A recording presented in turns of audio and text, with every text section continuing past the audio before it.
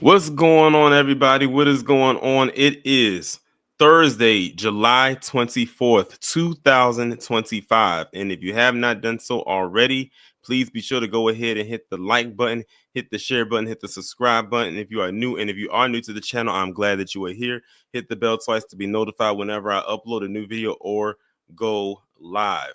As y'all can see by the title, we are going to be talking about Bryan Kohberger. Now, this was a live I planned on doing at the beginning of the month, but I wanted to wait until the sentencing day, which was actually yesterday, in order to really discuss this at length. But before we get into that, let me acknowledge the people who are here so far in the chat.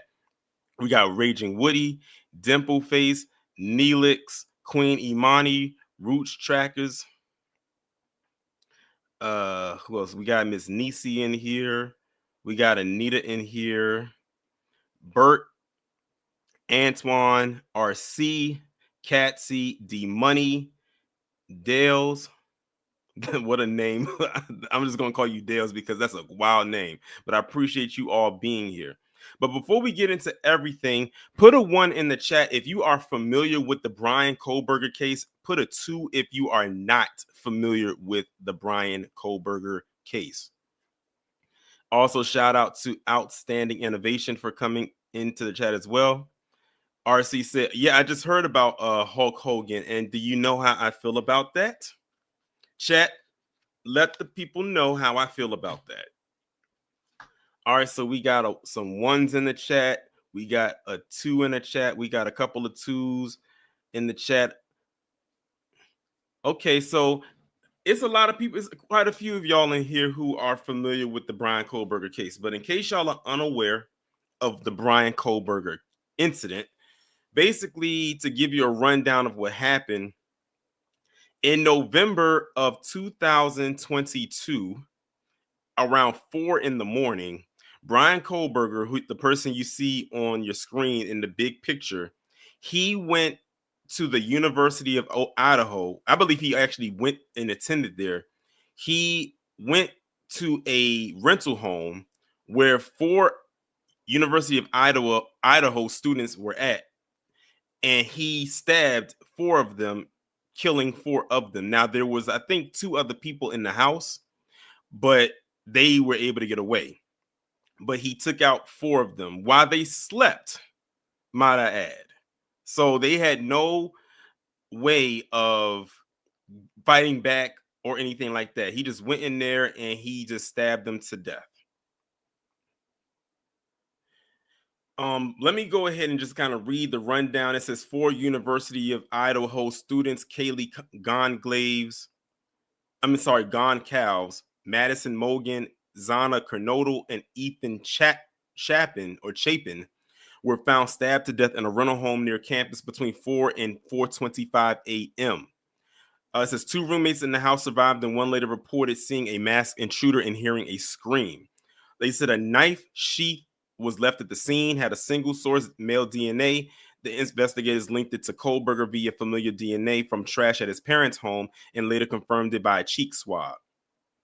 They said cell phone location data placed Kohberger near the crime scene multiple times with a gap from 2:47 a.m. to 4:48 a.m. on the night in question. They said Kohberger, who was a PhD student in criminology at Washington State University, was arrested in Pennsylvania and extradited to Idaho, and he was held without bail. And that was on December 30th, 2022. On January 5th of 2023, they said he was formally charged with 4 counts of first-degree murder and 1 count of felony burglary. On May 17th of 2023, a grand jury indicted him on the same charges. At arraignment on May 22nd, a judge entered a not guilty plea for him when he remained silent. It says pretrial stuff. He says the defense focused on challenging DNA analysis and seeking disclosure related to genetic genealogy. And this is Kohberger's lawyers filed to change a venue, arguing intense local media and had tainted the jury pool. The motion was granted, moving the trial from Loudoun County to Ada County in September of 2024. So now what I'm about to do is I'm about to go over the timeline of the trial timeline as well as the plea deal. June 2024, a tentative trial was set for summer of 2025. In April of this year, the judge reaffirmed that the prosecution could seek the death penalty if there was a conviction. Now, that part is very important because remember, one of the last things we heard about before this recent I guess you could say developments was they were getting ready to go to trial, but then something happened because as you can see, there is no trial. They said June 22, 2025, the trial was delayed slightly with jury selection in August. June 30th, Kohberger pleaded to a plea deal avoiding the death penalty and accepted 4 consecutive life sentences plus a 10-year burglary term, and he also waived his right to an appeal. And on July 2nd, he formally entered a guilty plea to all counts, and the sentencing was set for yesterday, which of course we all know came out that he was sentenced to life in prison without the possibility of parole. They said he was sentenced to life for the murders, 10 years for burglary, and fined roughly $270,000. The families delivered heartbreaking impact statements, and they said that Kohberger did not speak, nor did he apologize. They said Kaylee Gonkow's father sharply criticized Kohberger for his carelessness and lack of remorse. Survivor Dylan Mortensen described him as a hollow vessel without empathy. And they said revealed horrific details. It says Zana sustained over 50 wounds. Kaylee's injuries were so extreme that she was unrecognizable. The murder weapon was never located.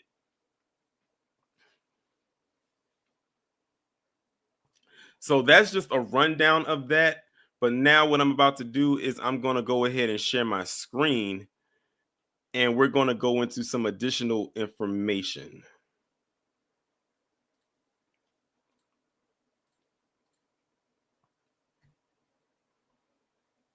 So this is him, and I'm telling you, he looks like a straight up creep.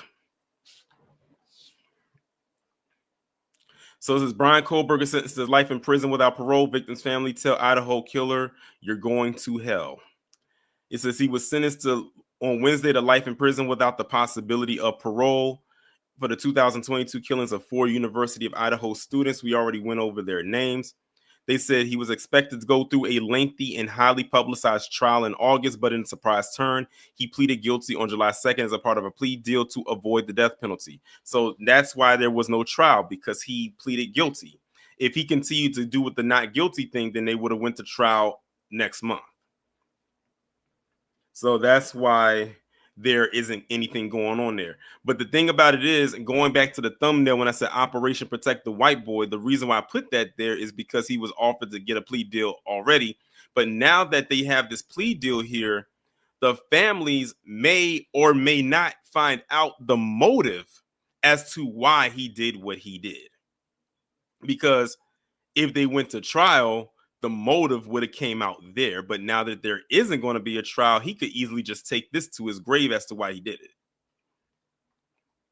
This is Judge Stephen Hippler sentenced Kohberger to 4 consecutive life sentences plus 10 years for a charge of burglary plus the $270,000 fine. This unfathomable and senseless act of evil has caused immeasurable pain and loss. Parents who took their children to college in a truck filled with moving boxes had to bring them home in hearses filled lined with coffins. Before his sentence was handed down, friends and family and members of the victims were given the opportunity to address Kohberger directly, delivering more than 2 hours of impact statements that were emotional and often marked by anger. I will call you what you are: sociopath, psychopath, murderer. Olivia Goncalves, Kaylee's sister, told Kohberger, who sat expressionless at the defense table. You didn't win. You just exposed yourself as the coward that you are. You're a delusional, pathetic, hypochondriac loser. Another person said, you're going to hell. Zana Kernodle's stepfather, Randy Davis, told Kohberger in court, you're evil and you are going to suffer. Kohberger declined to speak at the hearing. So this part right here says authorities still don't know why Kohberger targeted victims or where the murder weapon is. This is at a press conference. Law enforcement officials conceded that they still do not know the answers to some of the biggest unsolved questions in the case, including Kohberger's motive or the location of the weapon. The evidence suggests that there was a reason that this particular house was chosen, said Brett Payne, lead detective for the Moscow, Idaho Police Department. What the reason is, we don't know. Investigators never found a social media connection between Kohberger and his victims or the two surviving roommates. And Payne was candid in discussing the futile search for the knife Kohberger used in the killings. There is no evidence that we found what would lead any of us to any specific or even general location.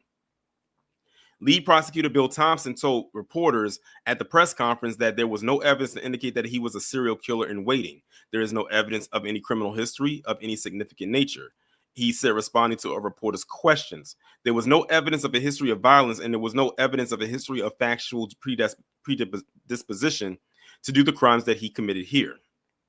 Thompson added, if there are any concerns among your listeners or readers that somehow that he was a serial killer in waiting with all of the prior actions, we are not aware of any behaviors like that preceded what happened here in Idaho.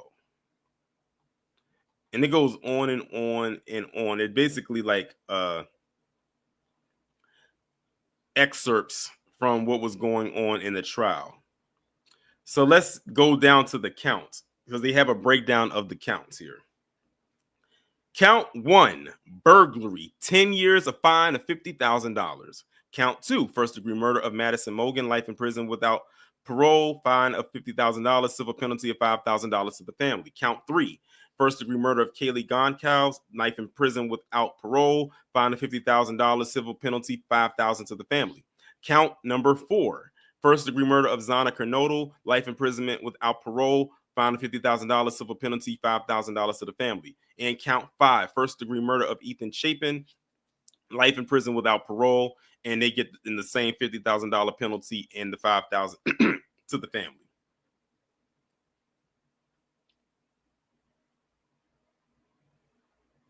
So that's pretty much it. I'm not going to go through all of them because it's a very, very, very, very lengthy article. Instead, I'm going to go to this one right here because this is the most recent thing that came out. It came out yesterday. It says new trove of disturbing Bryan Kohberger documents unsealed and reveals which University of Idaho victim he brutalized the most. A massive trove of disturbing documents revealed the gruesome, bloody details of the vicious killings of 4 University of Idaho students that convicted murderer Bryan Kohberger carried out nearly 3 years ago. The 30-year-old monster, who was handed 4 life sentences on Wednesday, used a suspected Kabar knife with a lot of force to butcher Zana Kernodle, Kaylee Goncalves, Madison Mogan, and Ethan Chapin in their off-campus Moscow house on November 13, 2022. Dozens of horrific documents released by Moscow police Wednesday night showed. Kernodle, age 20, sustained more than 50 stab wounds, including 2 to the heart, with police indicating she attempted to fight off the deranged killer inside of a blood-stained second-floor bedroom before she died. Police said they found her lying on her back in her blood-stained underwear and shirt with defensive knife wounds to her hand, including a deep gash between her index finger and her thumb on her left hand. I looked inside the bedroom Zana was lying in, and it was obvious an intense struggle had occurred. Police said of the gruesome scene where Chapin, age 20, was also found dead under a blanket with an arterial blood spray splattered near his head. Kohberger proceeded to savagely knife Goncalves more than 20 times, leaving the 21-year-old unrecognizable in a crimson puddle on the bed in the third floor bedroom. Her gutted body was found alongside Mogan, aged 21, covered in a blood-soaked pink blanket. Kaylee was unrecognizable as her facial structure was extremely damaged, the nightmarish police record said, noting she also sustained blunt force and asphyxia injuries with the sharp single-edged blade piercing her lung, liver, and various arteries. Goncalves' Golden Doodle Murphy was also found in the murder house when cops arrived, uninjured but scared, detectives wrote in the unsealed court documents. Dylan Mortensen, one of the surviving roommates, told a friend that she didn't call 911 despite seeing a masked man at the Heller scene because she was intoxicated and didn't want to believe what was going on. She then asked the friend to come over to come check the house because she was too scared before looking herself in a room with Bethany Funk, who also survived the bloodbath, around 4:30 a.m.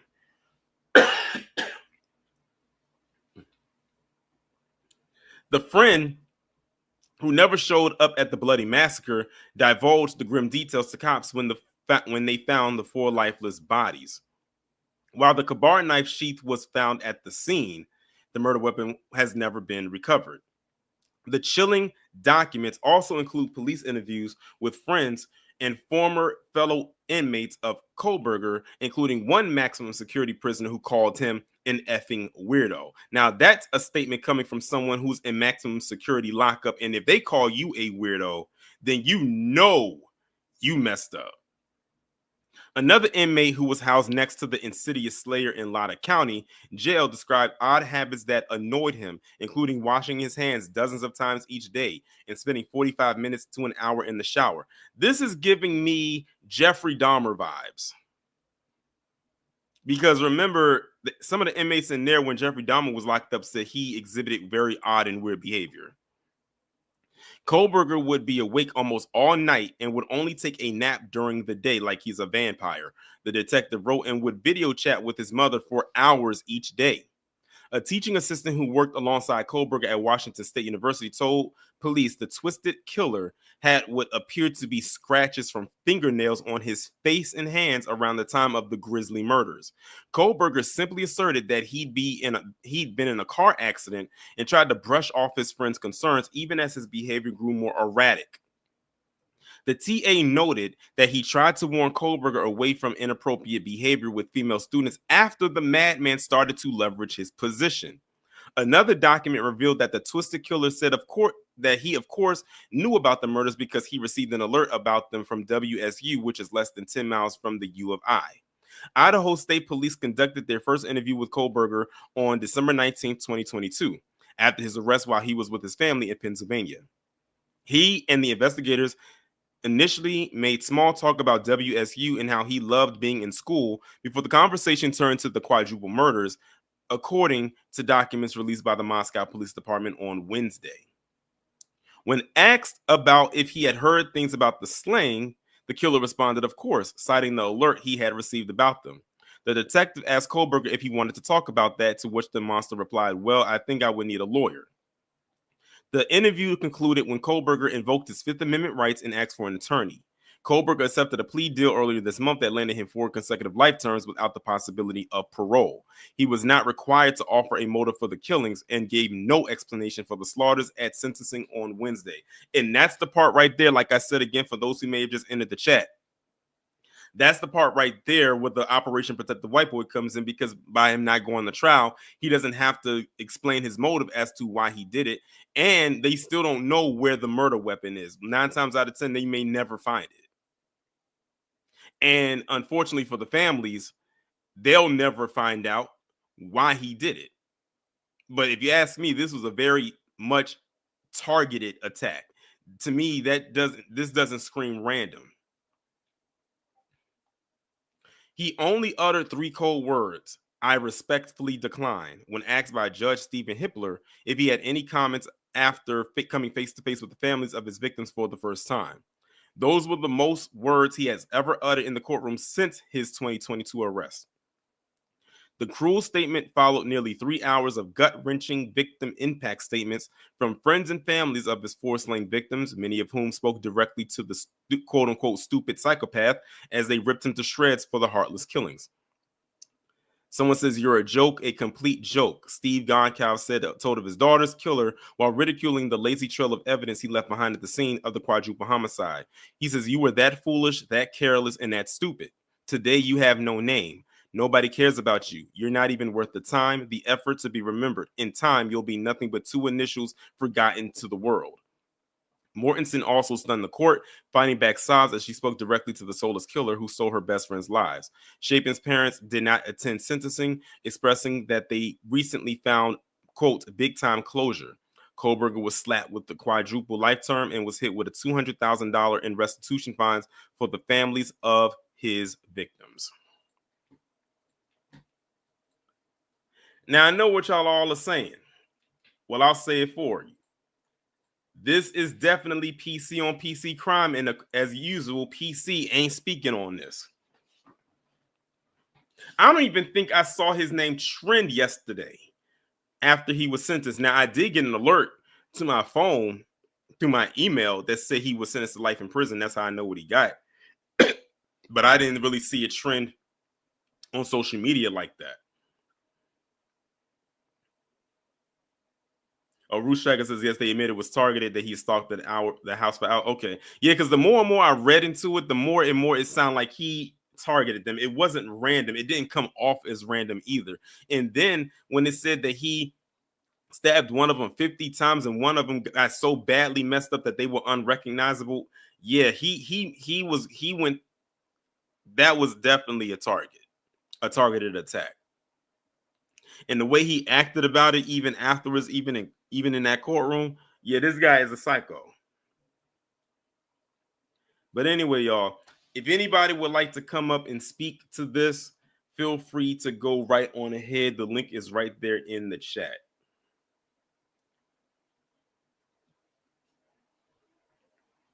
Neelix says, I know victims' families want to share their films, but that man don't care. If he could do it again, he would. Oh, most definitely. That's why I said he reminds me of Jeffrey Dahmer, because he was the same exact way, even down to the inmate saying how much of a psycho he is. And these are people who are in maximum level security prisons saying that.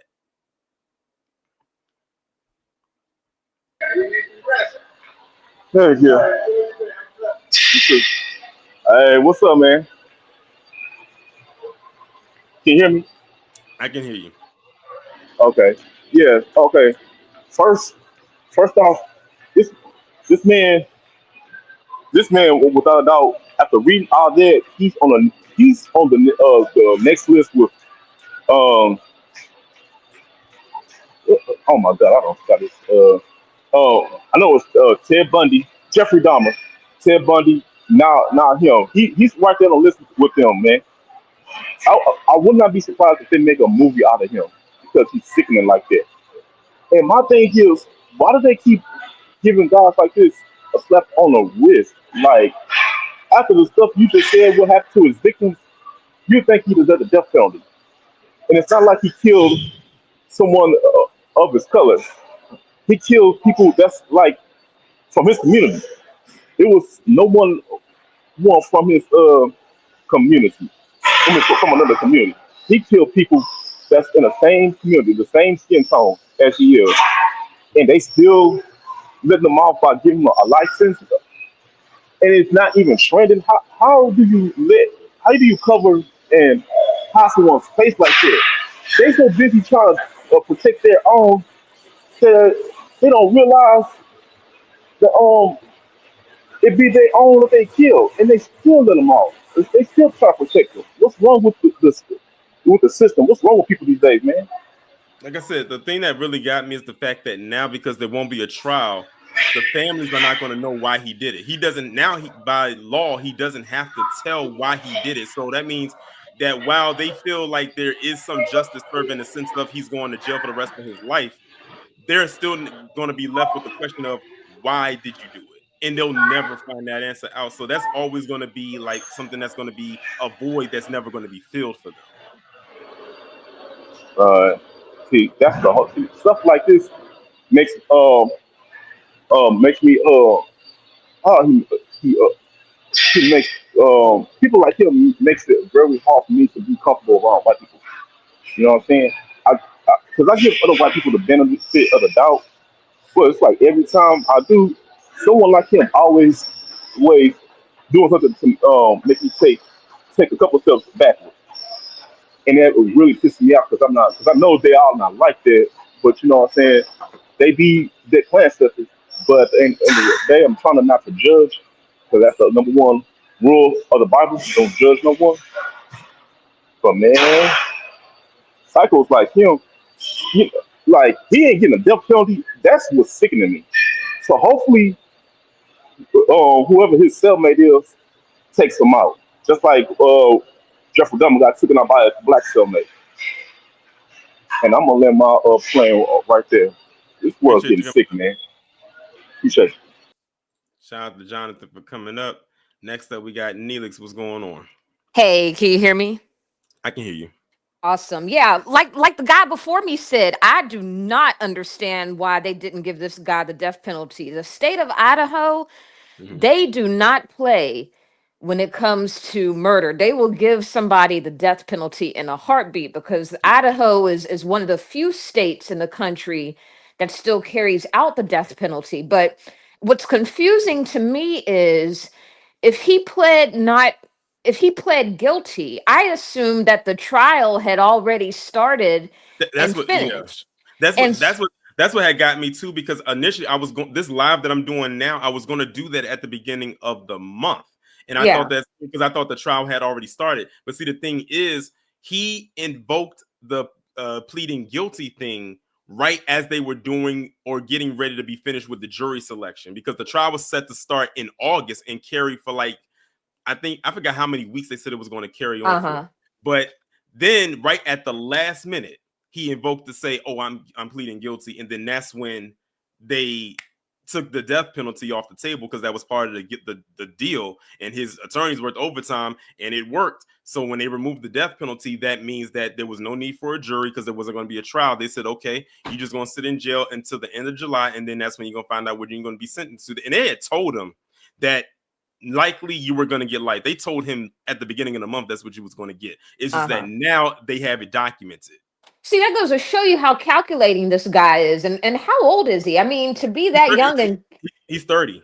yeah, to be that young and calculating like that, man. I mean, he's cold-blooded. And then, it's funny because they never talk about white on white crime. And Mhm. I hate to say this, but maybe this is like a humbling experience for some white people because, they always use black on black crime as a scapegoat.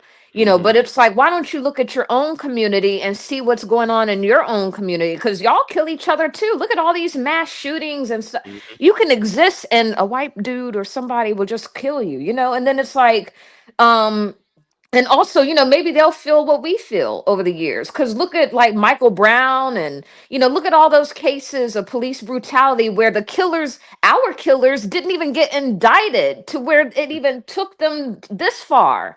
Mhm. In some cases, and then It, it's like, I'm like, it has to be a motive in all this. It's like, yeah, you mean it's it's definitely a motive. That's why I said that the way that I was reading it, I said this was not random. This was stabbings are very personal. exactly. That's why because it's up close and personal. Just like if like you shoot someone like a headshot, that's personal. Yeah. Yeah, So stabbings. and then when they said that the one that he stabbed the girl 50 times and the other one was unrecognizable, I said this was personal for Yeah, him. And yeah. like someone said in the chat, he was going to school to get his PhD in criminology. So he Mm. knew he took what he learned in school and applied it to this. I believe so. He had to have known them folks. He had to. It's Yeah, no way. I And think that's so. a yeah, exactly. And that's the thing when it comes to cases like this, and I had mentioned in the chat below, the Las Vegas shooter, same thing, no motive.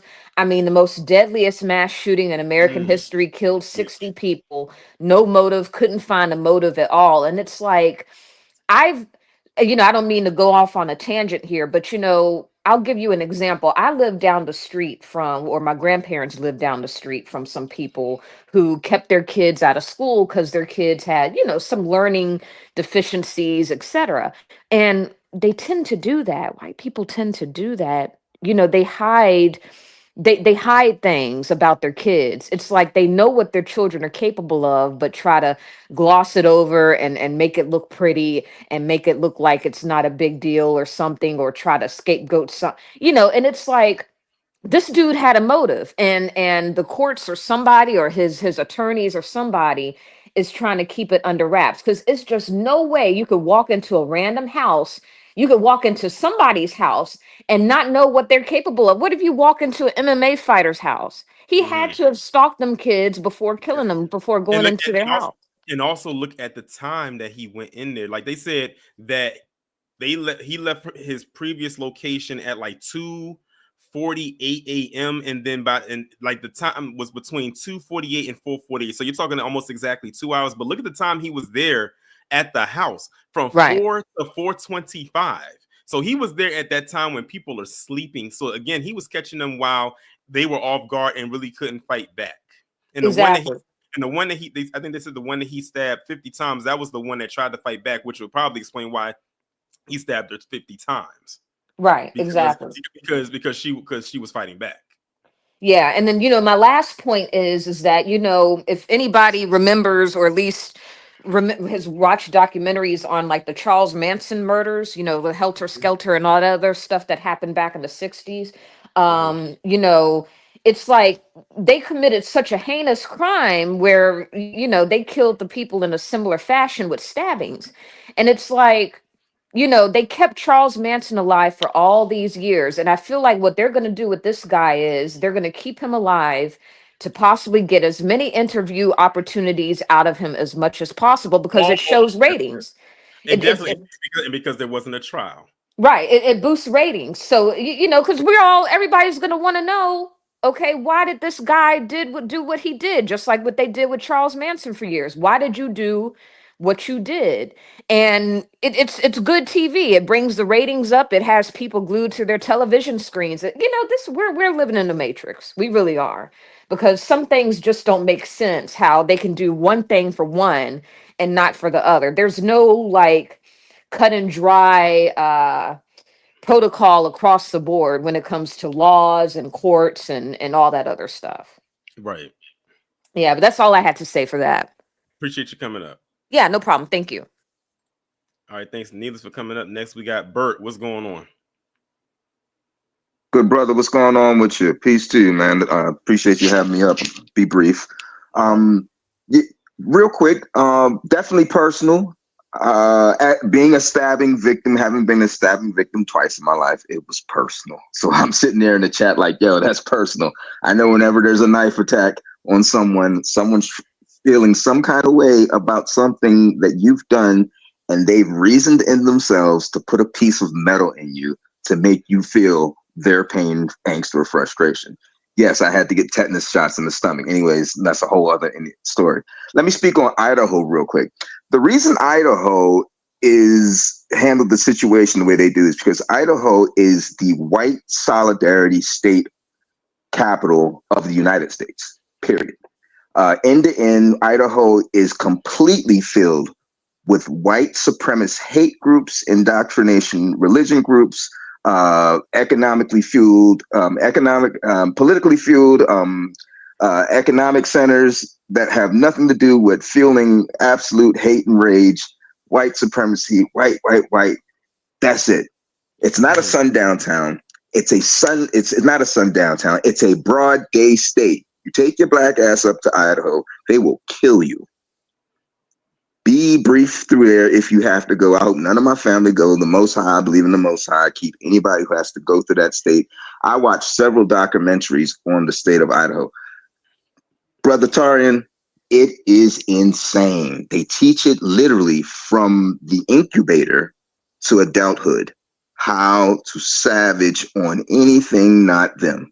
And it's completely directed. Their hate and their fuel is completely directed, of course, at blacks, Jews, and anybody that's not a white ethno-state Christian. So, in my opinion, because of the solidarity aspect of Idaho, they reasoned within themselves. As we know, white supremacy has no, and white people have no problem off of each other. I think they reasoned within themselves that this is the most we can do out of this. This is a white man. Yes, there were white casualties, but we've cut this as a loss. You know, they have the remarkable ability to cut losses over there with their people. Oh, well, this is the best we can do. This is the best we can do for this situation. Let's cut our losses and move on. Like, I'm sure the state of Idaho has been dying to get this over with so they can cut their losses and go back to their hateful ass selves. So I think that's why you see the judgment came out the way it did, because they've cut their losses. We're not going to put you in a position where you're in jail forever. You're going to be in jail with your kind, nothing but white supremacy, Aryan Brotherhood gangs in that jail. So he'll be straight. And that's that. You know what I mean? So anyways, I just wanted to speak on that aspect to why you probably seen the trial verdict go the way it did with the length of sentencing. You know, appreciate your platform, brother. Thank you very much. Appreciate you. Shout out to Bert for coming up and laying down the law. Learned some things new today about Idaho, even though I kind of already figured that because I did a whole Sundown series on my channel, and Idaho was definitely one of those states. And like someone else in the chat, I have no reason to go to that state at all. Next coming to the stage, someone who's usually first, but today they're fourth. Wallow, what's going on? What's up, Torin? I'm at work, man. See, you going live when I'm at work, you kind of throw me off, but hope everybody's good. But should we be surprised? Like, seriously, should we really be surprised?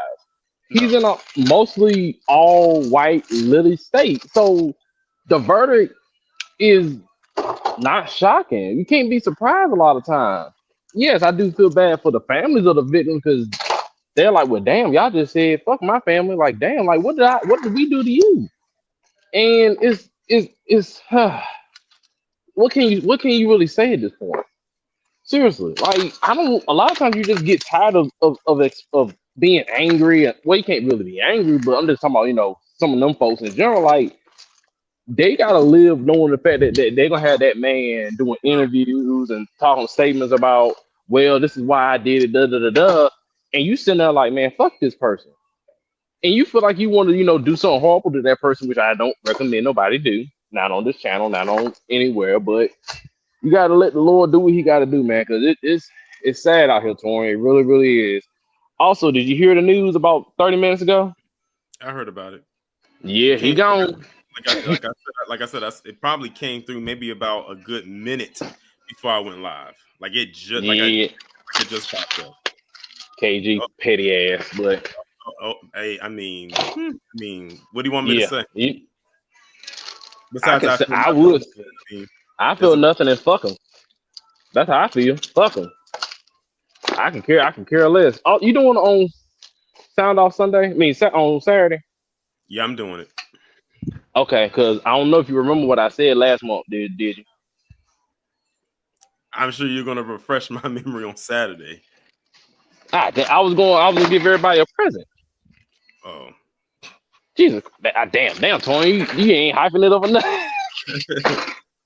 No, y'all tune in. I'm gonna bless the family with something good. Y'all. Hopefully y'all like. Y'all don't. Y'all kiss my ass. But anyway, I'll let my plane there. Be one. All right, be one. All right, shout out to Wallow for coming up. Next up, we got Manson Musa. What's going on? What's up, man? Can you hear me? I can hear you. All right. Well, just like the point that was being made by Bert. Shout out to Bert. I did come in late, so I don't know what's going on, but I did check out. I did some like side research. I'm pulling up some like articles to read up on just a little bit, but just like the brother Bert was making earlier before, they do things like this to sacrifice their own community. It's just for the sake of supremacy. So, and then we wonder why we see the numbers we see when it comes to populace, things like that. So when you write each other off, it's almost like tax statements. Mm-hmm. And then, you treat each other like it's basically just, like I said, tax statements, paperwork, W-2s. And then you wonder why your numbers ain't looking right. Well, it just goes back to when I made that comment in that video you made about the population. When I said that I read an article that was from exactly 10 years ago from this year, 2025, from 10 years ago, 2015, they had what is it? Negative 20 something. Yeah, no, the number was They higher was than that. It was a 6-figure number. But that was like when I'm mentioning that was in 2015 that they had, and that was in Europe. That was in Oh, Europe. you talking That's about? what I'm Oh, you talking said, about. Yeah. oh, you talking And I 10 did years that ago? research. Yeah, 10 years ago, and just imagine the numbers today, like you brought up in that video. I'm like, bro, if this don't add to that, I don't know what does. And then when I read into the article, it's like, okay, you got cases of stalking, you have cases of people being followed home. Apparently, there was defensive wounds. They said, as I was reading the article, somebody put up a fight. It just goes to show that when it comes to crime that deals with these individuals, Well, I think something happened with your connection. You just went quiet. seems to be like, okay, they might prosecute. What? Year? Yeah, you was going. Hello, hello? Your sound had went out like completely, but it's back now. Oh, okay. Weird. Can you hear me? I'm good. I can hear you. All right. So what was I saying? Damn, lost my train of thought. Basically saying this. When they got crimes like this that happens, they might prosecute.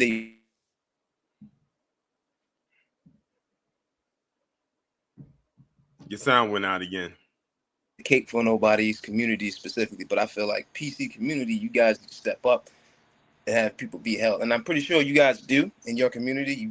You go out, you make your voices heard, and there. But when it comes to stuff like this, and it almost seems like now they gave him the ruling, of course, it's life without parole, fine, whatever. But when it comes to, which is good, not good that they gave him that, but when it comes to other things, as far as like crime in your community, and they almost kind of brush past it like that, you guys need to speak up more about that. You guys need to take more, you know what I mean? Not just the cake for anybody, but it's like, because we don't let that shit, pardon my language, we don't let none of that slide over here. I'll give you a perfect example. Did you see the video that I uploaded yesterday about the guy that stole from that kid?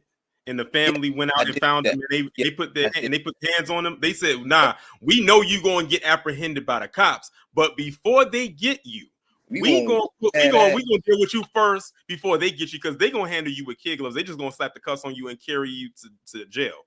We gotta deal with you first before they get to you." And that's exactly what they did. When they show up, they see you lumped up and all that. They be like, "Damn, what happened to you? Don't worry about it. Just pick them up and take them to the precinct. It's already been handled. Just come get this guy." Because I did see that video. I'm like, bro, what you thought? Yeah, that is the code. You can't do nothing like that. What you doing, robbing kids? Like, bro, you don't sell drugs to pregnant women or children or just women in general. But if anything, pregnant women for sure, or elderly. Like, you don't do none of that. I don't know where y'all get them. Like, I don't know what kind of code y'all got. Y'all, the community, we don't do that. Even when it comes to dudes being on the streets and being involved and stuff like there's codes, and when y'all break them codes, we gotta break your face, and that's just how it's gonna go. So it is what it is. But yeah, I did see that video, and just to sum it up and get out of here, because I know somebody else might be on here. It's just go to say, like, when it comes to their crimes, they may prosecute most of them or some of them, but they're not doing it to the degree that they're doing with their counterparts, which is Black Americans here. So it just goes to show that they might get a win with some of these, but most of the time they don't. It's kid gloves. That's why they got Charles Manson. I don't even know if he's still alive, but he's dead. He died a few years ago. All right, while locked up. Well, sorry to hear it, but I just heard Hulk Hogan passed too. Same thing with you, and same thing with the person you just mentioned. Same sentiment. Listen, I feel you. I ain't mad at y'all. I just, that's just the human side of me. So I'm sorry to hear it, but life goes on. I'm sorry to hear that you passed. And so did Ozzy Osbourne. So it is what it is. You know what I mean? Sorry to hear it, but I gotta move on. So anyway, that's all I got to say, man. Peace to the family. Be one. Be one. Shout out to Manson Musa for coming up. And y'all, someone said in the chat that that Rush Limbaugh got some company. Y'all crazy. But yeah, he does. Like I said, you ain't gonna get the pity party from me when it comes to that dude. Sorry, we know your history. We know how staunchly anti-black. When I saw that news come through before I went live, all I could think about was all the anti-black stuff that this man has said. And then I realized, from my perspective, did we really lose anything of value today? I'm still grieving over Malcolm Jamal Warner. So there's that. But before we get up out of here, shout out to Janesta. I didn't get a chance to acknowledge her super chat, but shout out to Janesta for the 5. She says, B1 Torian and everyone, happy Thursday. I appreciate Janesta for the contribution. But I think Manson Musa is the last person to come up and speak. Shout out to everybody that did come up and speak. The next live that will be conducted will be Sound Off Saturday. This will be the first one since May because, last month we did the Black Music Month Jam session in place of the Sound Off Saturday. So that will be this Saturday at 12 noon. And I'm curious because Wallow said he's bringing us a gift. So I'm curious to see what that gift is going to be. He built up all this anticipation. He gave us the reminder today. So we about to find out what it is. So if you want to find out, just be here on Saturday. There will be 2 videos going up tomorrow. So be on the lookout for those at 10 and 4 p.m. Eastern Standard Time. And that is 10 a.m., not p.m. But with that being said, everybody, we are about to get up out of here. Everybody who is listening in the chat or those who catching the replay, enjoy the rest of your day. Shout out to the mods, the members, the people over there on Patreon. I appreciate each and every one of you. And be safe, stay hydrated, stay cool because that humidity is back. That heat index is crazy. It's like hell on earth today. But most importantly, be one.